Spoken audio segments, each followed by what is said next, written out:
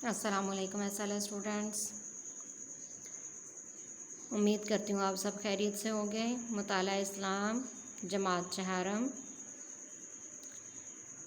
प्यारे बच्चों, आज हम सफ़र ताइफ के बारे में पढ़ेंगे। हमारा बाब नंबर 3 चल रहा है। उसमें हम नबूवत के बाद के वाक़यात के बारे में पढ़ रहे हैं और आहिस्ता आहिस्ता उसकी तारीख़ को आगे बढ़ रही है। इसमें आज हम सफ़र ताइफ के बारे में पढ़ेंगे। अपनी किताब का सफ़ा नंबर 58 खोल लें। जी स्टूडेंट्स, जैसे कि आप अपने पिछले तमाम लेक्चर्स में ये चीज़ पढ़ चुके हैं कि किस तरह से नबी करीम सल्लल्लाहु अलैहि वसल्लम ने नबूवत का आगाज़ होता है और उसके बाद कफ़ार कैसे आपकी मुखालफत करते हैं और आपको किस किस तरह की मुश्किलात का सामना करना पड़ता है। नबूवत का 10वां साल इसी तरह से इन्हीं मुश्किलात का सामना करते हुए आ गया और उस साल के दौरान हज़रत खदीजा रज़ियल्लाहु अन्हा और अबू तालिब, जो कि नबी करीम सल्लल्लाहु अलैहि वसल्लम के चचा थे, जिन्होंने उनकी परवरिश की थी, उनका इंतकाल हो जाता है। उसके बाद नबी करीम सल्लल्लाहु अलैहि वसल्लम क्या करते हैं कि तबलीग के काम को मज़ीद आगे बढ़ाने की कोशिश करते हैं और उसके लिए आप सफ़र ताइफ करते हैं, यानी कि ताइफ की तरफ सफ़र करते हैं। ताइफ क्या है? मक्का से जनूब की तरफ तकरीबन 65 किलोमीटर पर एक सरसब्ज़ व शादाब एक शहर का नाम है।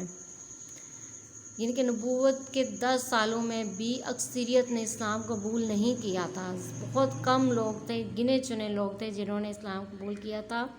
ज़्यादातर मक्का के लोग आपके मुखालिफ थे और नबी करीम सल्लल्लाहु अलैहि वसल्लम इस उम्मीद पर ताइफ की तरफ जाते हैं कि हो सकता है कि ताइफ के लोग इस्लाम के ताबे हो जाएं और इस्लाम कबूल कर लें, लेकिन ऐसा नहीं होता। इस सफ़र के दौरान नबी करीम सल्लल्लाहु अलैहि वसल्लम के जो ग़ुलाम हैं हज़रत ज़ैद बिन हारिस रज़ियल्लाहु अन्हु, वो नबी करीम सल्लल्लाहु अलैहि वसल्लम के साथ होते हैं और नबी करीम सल्लल्लाहु अलैहि वसल्लम तकरीबन 10 दिन तक ताइफ में क़याम करते हैं।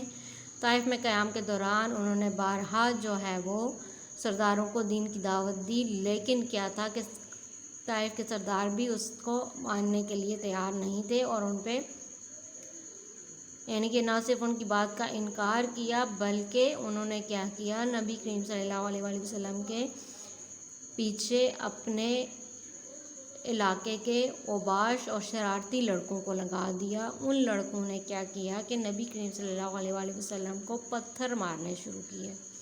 नबी करीम सल्लल्लाहु अलैहि वसल्लम पर इतने शदीद पत्थर बरसाए गए कि नबी करीम सल्लल्लाहु अलैहि वसल्लम के यानी कि पत्थरों की चोट लगने से नबी करीम सल्लल्लाहु अलैहि वसल्लम के जूते खून से भर गए थे। स्टूडेंट्स, आप खुद सोच सकते हैं कि इतने अगर आपको एक थोड़ा सा पत्थर लगे और ज़रा सा एक कतरा खून का निकल आए तो आपको कितनी तकलीफ़ होती है। और एक शख्स जिसका पूरा जिस्म जो है वो पत्थरों के लगने से लहू लुहान हो गया और उसके जूते खून से भर गए, लेकिन नबी करीम सल्लल्लाहु अलैहि वसल्लम ने फिर भी उफ़ तक न की। यानी कि 10 दिन वहाँ क़याम के दौरान वो ताइफ के सरदारों को दीन के लिए कायल नहीं कर सके। यानी कि वो दीन के लिए कायल नहीं हो, क्योंकि ये नहीं कि नबी करीम सल्लल्लाहु अलैहि वसल्लम नाउज़ुबिल्लाह ऐसा नहीं कर सके, बल्कि में रब्बी जब तक ना हो कोई भी इंसान दीन की तरफ नहीं आ सकता। यानी कि अल्लाह ताला कुरान में ख़ुद वाज़े तौर पर फरमा दिया है अल्लाह ताला ने कि वो जिसे चाहता है हदायत देता है। तो अल्लाह ताला ने उनके नसीब में हदायत नहीं रखी थी, इसकी वजह से कि वो इस्लाम कबूल नहीं कर पाए।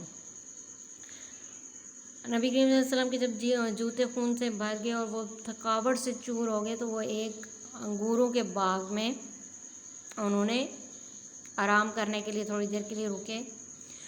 वो जो अंगूरों का बाग था वो एक मक्का के एक शख्स का था। उसने जब नबी करीम सल्लल्लाहु अलैहि वसल्लम को देखा और पहचान लिया तो अपने ग़ुलाम अदास के हाथ उनको अंगूर भिजवाए खाने के लिए। नबी करीम सल्लल्लाहु अलैहि वसल्लम जब बिस्मिल्लाह पढ़ के वो अंगूर खाने लगे तो अदास एकदम से हैरान हुआ और कहा कि ये अल्फाज मैंने यहाँ के लोग ये अल्फाज नहीं बोलते, आपका ताल्लुक़ कहाँ से है? नबी करीम सल्लल्लाहु अलैहि वसल्लम ने उससे पूछा कि तुम कहाँ से हो? इसने बताया कि वह नैनवा का ईसाई है। आप सल्लल्लाहु अलैहि वसल्लम ने फरमाया, अच्छा तुम नेक मर्द यूनुस बिन मती की बस्ती से हो। नेक मर्द यूनुस बिन मती यानी कि हज़रत यूनुस अलैहिस्सलाम के शहर से उस शख्स का ताल्लुक़ था, जहाँ पे हज़रत यूनुस अलैहिस्सलाम को नबी बनाकर भेजा गया था। وہ بھی نبی تھے اور میں بھی نبی ہوں۔ طائف سے واپسی پر پہاڑوں کا فرشتہ۔ اب کیا ہوا کہ نبی کریم صلی اللہ علیہ وسلم اتنی تکلیف میں تھے، اور ظاہر سی بات ہے کہ اللہ کی جو کہتے ہیں نا کہ قدرت جوش میں آئی، اور اللہ تعالیٰ نے پہاڑوں کے فرشتے کو حاضر کیا۔ اب یہ طائف کی بستی جو ہے یہ 2 پہاڑوں کے درمیان میں تھی، ٹھیک ہے۔ اب اس فرشتے نے کیا کہا کہ اے اللہ کے رسول، اگر آپ چاہیں تو میں ان 2 پہاڑوں کو آپس میں لا دوں اور اس بستی کے سب لوگ اس پہاڑ کے درمیان میں پس کر ختم ہو جائیں گے۔ تو نبی کریم صلی اللہ علیہ وسلم آپ کو پتہ ہے کہ رحمت العالمین ہے، یعنی کہ تمام جانوں کے لیے رحمت بنا کر بھیجے گئے ہیں۔ تو انہوں نے اس کے لیے بد دعا کرنا گوارا نہیں کیا، بلکہ کیا کہا، اور نہ ہی پہاڑوں کے فرشتے کو یہ اجازت دی کہ وہ ان پہاڑوں کو آپس میں ملا دے، بلکہ انہوں نے کہا، دعا فرمائی ان کے لیے بد دعا نہیں کی، بلکہ دعا فرمائی، اے میرے پروردگار، طائف والوں کو ہدایت دے، اگرچہ وہ اسلام نہیں لائے، مگر امید ہے کہ ان کی اولاد ضرور اللہ کا دین قبول کرے گی۔ اور ایسا ہی ہوا کہ بعد میں جیسے جیسے تبلیغ اور دین کی اشاعت ہوتی گئی تو طائف میں سب سے زیادہ اسلام پھیلا، طائف کا علاقہ سب سے زیادہ اسلام کے تابع ہوا۔ کیا نبی کریم صلی اللہ علیہ وسلم کی ایک دعا اللہ تعالیٰ نے سنی اور ان کو ہدایت نصیب فرمائی، ٹھیک ہے۔ اسٹوڈنٹس، اس لیسن میں ہمیں طائف کے سفر کے بارے میں بتایا گیا ہے۔ نبی کریم صلی اللہ علیہ وسلم کو انہوں نے بہت زیادہ ستایا، بہت زیادہ 10 دن کے اندر ان پہ بہت زیادہ ظلم کیا، ان کو تکلیفیں دی۔ نبی کریم صلی اللہ علیہ وسلم نے اپنی آخری حد تک کوشش کی کہ ان کو دین کی طرف لا سکیں۔ طائف جاتے ہوئے راستے میں نبی کریم صلی اللہ علیہ وسلم نے بہت سے قبائل کو بھی اسلام کی دعوت دی، جنہوں نے اس کو قبول کرنے سے انکار کیا۔ اس کی کتابی سرگرمیاں دیکھ لیتے ہیں۔ خالی جگہ پر کریں۔ طائف ڈیش سے جنوب کی طرف ایک ڈیش شہر ہے، وہ آپ صلی اللہ علیہ وآلہ وسلم کے ساتھ ڈیش کے ساتھ طائف تشریف لے گئے۔ آپ صلی اللہ علیہ وآلہ وسلم نے طائف والوں کو ڈیش کی دعوت دی۔ اہل طائف نے ڈیش قبول کرنے سے انکار کر دیا۔ طائف سے واپسی پر آپ صلی اللہ علیہ وآلہ وسلم ڈیش کے ایک باغ میں رکے۔ آپ صلی اللہ علیہ وآلہ وسلم نے طائف میں ڈیش دن قیام کیا۔ طائف مکہ سے جنوب کی طرف ایک سرسبز و شاداب شہر ہے۔ آپ زید بن حارثہ رضی اللہ تعالیٰ عنہ کے ساتھ طائف تشریف لے گئے۔ آپ صلی اللہ علیہ وآلہ وسلم طائف والوں کو دین اسلام کی دعوت دی۔ اہل طائف نے آپ صلی اللہ علیہ وآلہ وسلم کی دعوت قبول کرنے سے انکار کر دیا۔ طائف سے واپسی پر آپ صلی اللہ علیہ وآلہ وسلم انگوروں کے ایک باغ میں رکے۔ آپ صلی اللہ علیہ وآلہ وسلم نے طائف میں 10 دن قیام کیا۔ درست جواب کے گرد دائرہ لگانا ہے اپنے۔ طائف کا شہر مکہ سے 65 یا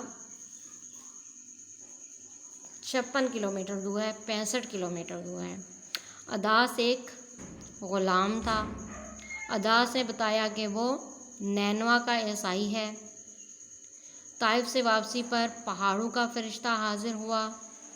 آپ صلی اللہ علیہ وآلہ وسلم نے بسم اللہ پڑھ کر انگور کھائے۔ آپ صلی اللہ علیہ وآلہ وسلم نے اہل طائف کے لیے دعا فرمائی۔ آج کا کام ہمارا اتنا ہی تھا۔